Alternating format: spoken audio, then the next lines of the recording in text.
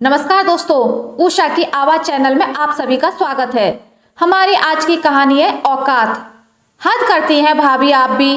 अभी तक आपको अपने ऊपर पैसे खर्च करना नहीं आया।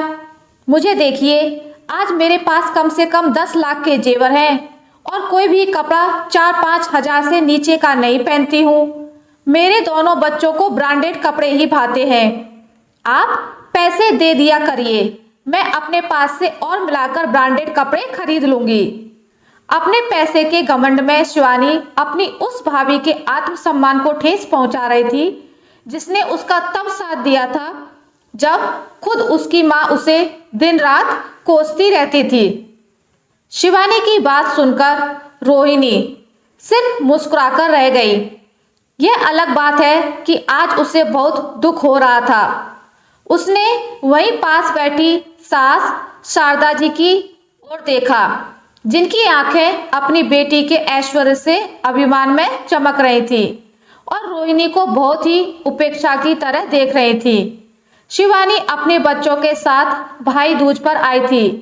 रोहिणी ने अपनी सामर्थ्य के अनुसार उसे कपड़े दिए, लेकिन शिवानी ने लेने से इनकार कर दिया और साथ ही अपनी भाभी को अपने पैसे का रुबाब दिखाने लगी। शिवानी रोहिणी के बच्चों को बुलाकर उनके लिए लाए कपड़े उन्हें देने लगी और साथ में वो कपड़े भी जो उसकी भाभी लाई थी। जिज्ञासा और दिया, यह देखो, बुआ के राज में तुम लोग भी ब्रांडेड कपड़े पहन लो, वरना भैया भाभी के पास इतने पैसे कहाँ कि तुम लोगों को इतने महंगे कपड़े दिला सकें। घर का खर्च चल जाए वही बहुत है। जिज्ञासा और दिया बुआ की बात सुनकर स्तब्ध थी। उन्हें बिल्कुल भी अच्छा नहीं लगा। जिज्ञासा छोटी थी इसलिए कुछ नहीं बोली, लेकिन दिया उससे सहन नहीं हुआ तो वह बोल पड़ी, बुआ जी, मेरे मम्मी पापा भले ही ब्रांडेड और महंगे कपड़े नहीं दिलाते, लेकिन उनका प्यार 100% ब्रांडेड और सबसे महंगा है, जो शायद आपके पास नहीं है। दिया कुछ और बोलने वाली थी, लेकिन तभी शारदा जी उसे डांटने लगी। आजकल तेरी जुबान बहुत तेज चलने लगी है। मेरे सामने ही तुम बुआ का अपमान कर रही हो। चलो बुआ से माफी मांगो। आपके सामने बुआ जी मेरे मम्मी पापा का अपमान कर रही हैं, वो आपको नहीं दिखा? मैं माफी नहीं मांगूंगी। मैंने कुछ गलत नहीं कहा है। ये लीजिए, नहीं चाहिए आपके ब्रांडेड और महंगे कपड़े। जिज्ञासा के भी हाथ से कपड़े लेकर दिया ने वहीं शिवानी के पास रख दिए और जिज्ञासा का हाथ पकड़कर वहां से चली गई। भतीजी द्वारा अपनी बेइज्जती शिवानी कैसे बर्दाश्त कर सकती थी। थोड़ी ही देर में वहां तूफान मच गया। बेटी घर से नाराज होकर जा रही थी। भला यह बात शारदा जी कैसे सहन कर सकती थी। उन्होंने हंगामा कर दिया।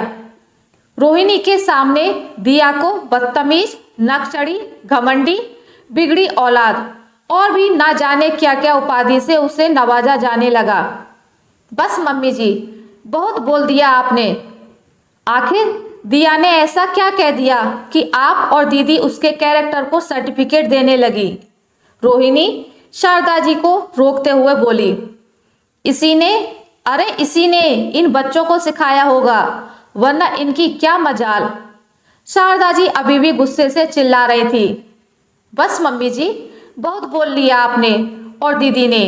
जिस पैसे का घमंड दीदी मुझे दिखा रही हैं, मत भूलिएगा कि यह सब मेरी देन है, वरना आप यही अपने भाई के टुकड़ों पर पल रही होती और मम्मी जी आपको रोज कोस रही होती। इंसान को कभी भी अपना बुरा वक्त और उस बुरे वक्त में साथ देने वालों को कभी नहीं भूलना चाहिए। इतने साल तक आप ससुराल छोड़कर यहाँ मायके में पड़ी थी। यही मम्मी जी आपको दिन रात कोसती थी कि सिर पर आकर बैठ गई है, लेकिन मैंने हमेशा आपका साथ दिया। मैंने ही जीजाजी को समझाया कि वो बच्चों को देखें, जिद छोड़ दें, तब जीजाजी समझे थे। आज आप दोनों के बीच रिश्ते सही हो गए, इसलिए आज आप पैसों के बिस्तर पर लौट रही हैं। आप मुझे और मेरे बच्चों को ही पैसों का रौब दिखा रही हैं। ब्रांडेड कपड़ों की जगह आपने रिश्तों में ईमानदारी दिखाई होती, लेकिन आप लोगों का प्यार तो पैसों पर टिका है। बेटी के पैसों को देख मम्मी जी के भी सुर बदल गए। बोलते बोलते रोहिणी की आवाज रुंध गई। ज्यादा अहंकार अच्छा नहीं होता दीदी, पैसे का तो बिल्कुल नहीं। ये रेत की तरह कब फिसल जाए पता नहीं। लेकिन शिवानी की आंखों पर पैसे की बट्टी ऐसी बंधी कि उसको कुछ एहसास ही नहीं था। दीदी एक बात और, आप अपने ब्रांडेड कपड़े अपने ब्रांडेड घर में पहनिएगा। दीदी अच्छा होगा कि आज के बाद इस गरीब भाभी के घर ना आए, क्योंकि मेरी औकात ना ब्रांडेड पहनने की है और ना देने की है। रोहिणी ने हाथ जोड़कर कहा और फिर अपने कमरे में चली गई। जब शाम को रोहिणी का पति राजेश ऑफिस से आया तो देखा माँ रो रही है। उसने पूछा, माँ क्या हुआ? माँ ने कहा, शिवानी इतने प्यार से तुम सब लोगों के लिए ब्रांडेड कपड़े लाई थी, लेकिन तेरी पत्नी ने और तेरे बच्चों ने मेरी मासूम सी बच्ची के साथ इतनी बदतमीजी की। मेरी बिटिया रोकर यहाँ से गई है। तेरी पत्नी ने तो ये तक बोल दिया अब दोबारा इस घर में ना आए। राजेश ने पत्नी और बच्चों को आवाज लगाई और पूछा, बच्चों बुआ के साथ आप लोगों ने बदतमीजी क्यों की? जो सच था वो बच्चों ने राजेश को बता दिया। राजेश ने कहा, माँ क्या गलती है मेरे बच्चों की और पत्नी की? भले ही हम ब्रांडेड कपड़े नहीं पहनते, लेकिन आप बताइए आपको कभी किसी चीज की कमी होने दी है? माँ आप शिवानी से कह दें, वो उसके भाई के साथ साथ उसका घर भी है। हमारे दिल और घर के दरवाजे हमेशा उसके लिए खुले हैं, लेकिन अपने पैसे और ब्रांडेड कपड़े का रौब अपने तक ही रखे। आप जानती हैं रोहिणी ने कभी अपने फर्ज को निभाने में कोई कोताही नहीं की है, तो माँ आप गलत का साथ कैसे दे सकती हैं? शारदा जी को अपनी गलती का एहसास हुआ। उन्होंने कहा, हाँ बेटा, मैं ही बेटी का स्टैंडर्ड देख झुक गई थी, मुझे माफ कर दे। तब रोहिणी ने कहा, अरे माँ अब ये सब छोड़ो, बहुत हो गई इमोशनल की बातें।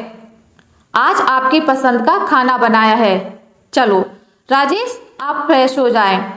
सब खाना खाते हैं और सबने हंसी खुशी के माहौल में खाना खाया। आशा करती हूँ आपको मेरी आज की कहानी अच्छी लगी होगी।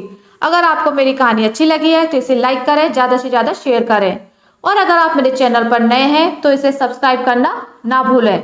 मिलते हैं एक नई कहानी के साथ, तब तक के लिए नमस्कार।